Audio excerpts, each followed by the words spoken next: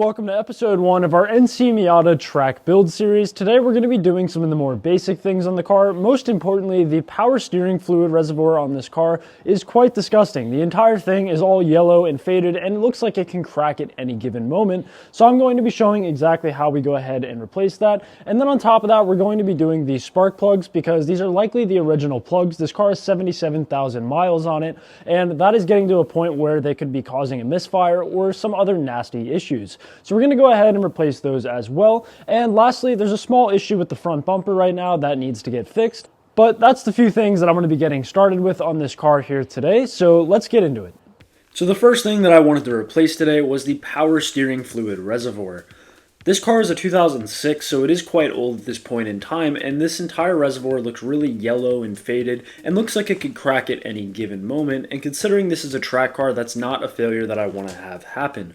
So the first thing that I have to do to even access it is remove the entire air intake system. This consists of a few screws on the front side as well as a hose that runs into the engine on the back side that just has one bolt that is holding a hose clamp in place.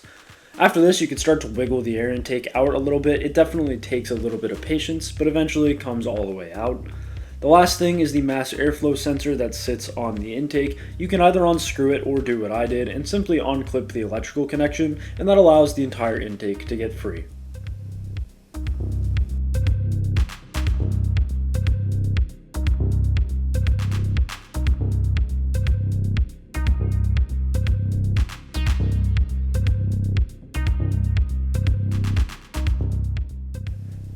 Now that it's out of the way, we can see the old power steering reservoir, and it is pretty nasty. So with it out of the car, I figured this would be a good time to open it up and replace the engine air filter because I already have it out anyways. And I'm glad I did so because opening it up, this thing is pretty nasty. There's a lot of like bugs and dirt in it and whatnot. So I figured I'd go ahead and do this. It's a cheap thing to do and is definitely good for the engine health and longevity. Also, while I was in there, I want to wipe out this entire intake system and get any potential dirt or debris that could enter the new filter out of the way. With the new filter, you can see it's a lot cleaner. I mean, the old one is quite nasty in comparison, so let's throw that to the side. So I'm now wiping out all of the dirt on the inside, and also I had to wipe off the entirety of the outside of the intake system as well because there was an oily substance that seemed to be all over the entire box, but more on that later.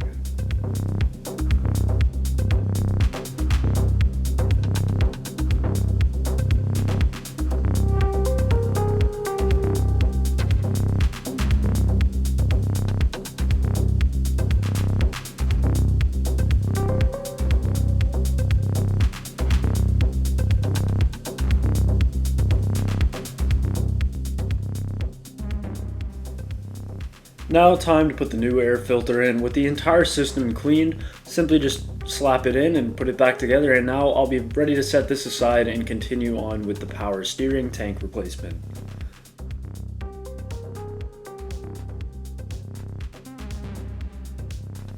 Here's the new power steering tank. I went with an OEM one from Mazda. I could have gotten like an aluminum one, like the coolant expansion tank that you see in the background there. However, the power steering tank isn't exposed to nearly as much heat, so I don't think the likelihood that it cracks is nearly as high. So I figured an OEM replacement would be perfectly fine for now. Now, to actually take out the old one and make my life a lot easier, I first wanted to get all the fluid out of the reservoir. I used the old filter as just kind of a stand here, as well as a hand pump to remove all of this fluid. And what this is going to do is that this tank has two different hoses that connect to it, both of which I have to disconnect to take the tank out. Now, if I do it in its current state, it's going to leak fluid everywhere, but if I remove most of the fluid beforehand, like so, then I'm not going to have nearly as much of a mess to clean up afterwards, and it's not going to matter anyways because the entire system is getting open to atmosphere and letting air in when I take the tank out, so it's not like there's any drawback to letting air into the system. Now getting ready to remove these hoses. On the top hose, I'm actually undoing both clamps. This is so that I can rotate this hose up and out of the way and prevent it from leaking anywhere, and also giving myself more room to work. After this was the two bolts on the bottom of it that hold the tank in. There was one of them missing. I guess there's supposed to be two. I only had one, and I wonder if maybe that's what was causing this tank to vibrate back and forth, because that was something I kind of noticed when I watched the engine run earlier. Then this is the harder hose. This is this bottom one. You have to just take that hose clamp off, and this required quite a bit of wiggling to shimmy the power steering tank off of this hose, and it was also the messier of the two. It leaked a good bit of fluid everywhere, even still having removed most of the fluid from the reservoir, so that definitely requires a little bit of cleanup still. The old tank is out, and you can see it looks really gross. This is not something that I wanted to be relying on to keep my power steering system intact, and it was time for this thing to go. So here we are with the new tank. It actually comes with a new cap as well, so you don't have to reuse any of the old parts. I had to clean out some of the area where that power steering fluid had spilled all over the place. I don't want to leave any of that down there because it's going to solidify and get really nasty over time, and this is a good opportunity to clean off the ECU as well. So the first hose that I wanted to redo was this bottom one. This once again took quite a bit of work to get on, but once it's on, then we can go ahead and move forward.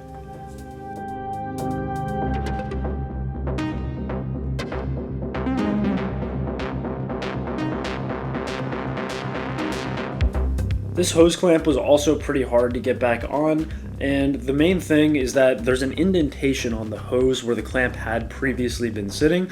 The best thing to do is to try and get it to slot right back into that spot, and it'll sit there a lot more comfortably than anywhere else. Then I did this.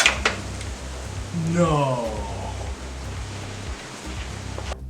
So after going to Home Depot to get more screws after I threw mine down into the engine bay, it was time to put the new tank back in. They're M6 by 1.5 screws, I believe. It's either that or M6 by 1.25.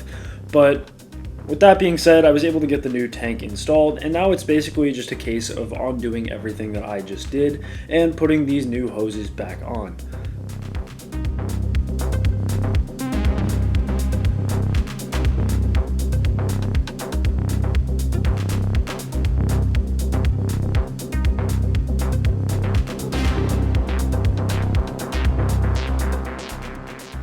And now it's time to refill the system with some power steering fluid and then go ahead and bleed the system of any air and then continue to fill that reservoir up with power steering fluid until it is no longer leaking air out of it.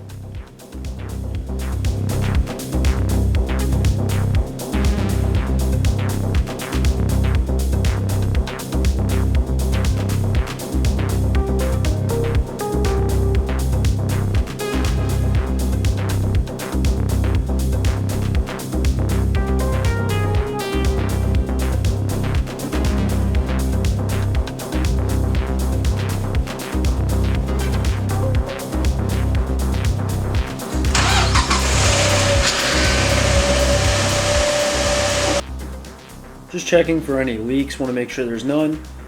Just turn the wheel back and forth a few times. This bleeds the system, and this actually dropped the fluid level quite a bit, so we're going to go ahead and re-top it off. I did the whole thing one more time, and the fluid level barely dropped, so I filled it back up to that max line. And then once it's sitting there, this is pretty much good, and the power steering tank was completely replaced. That's the old filter and tank that came out. Once again, that was really disgusting, and I'm glad I went ahead and did this ahead of time when I did. The other thing that I wanted to tackle today was the spark plugs. I figured it could very well be on the original plugs, so for just general engine health and to get an idea of the condition that this car had been taken care of in, I wanted to go ahead and do them myself, and this is a pretty simple process, so I'll just let the video explain how I did it.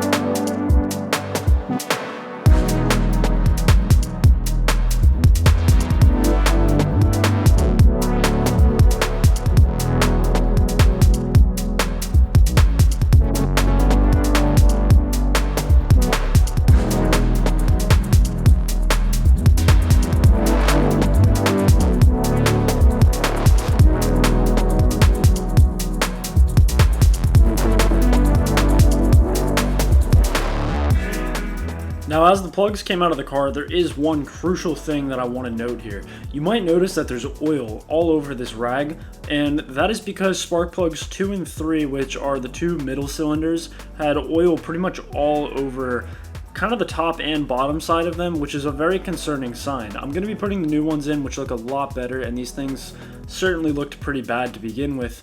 But that is a sign of what is likely a valve cover gasket failure, especially because spark plugs 2 and 3 actually share a gasket together. So the fact that they're both oily tells me that that thing is ready to go, and something that certainly is going to be requiring future investigation.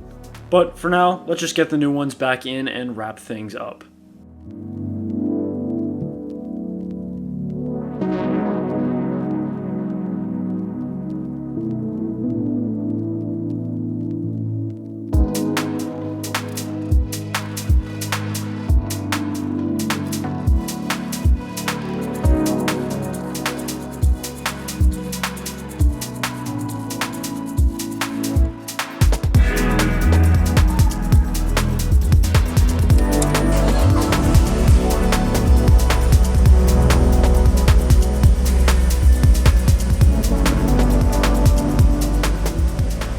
And then the final thing that I wanted to tackle, this was pretty small, but my bumper was completely misaligned. Whoever had previously put back the left side left it all dangling down, and this is because the panels on the inside were all out of whack, none of them were in the right orientation, and they were all missing pop clips. So thankfully I have one of these kits. If you work on cars, go ahead and get one. They're super useful, that contain all of the plastic tabs that they use, and just popping those in and reorienting the plastics. Now that front bumper on the bottom side is sitting up nice and flush, and that pretty much concludes my work for today.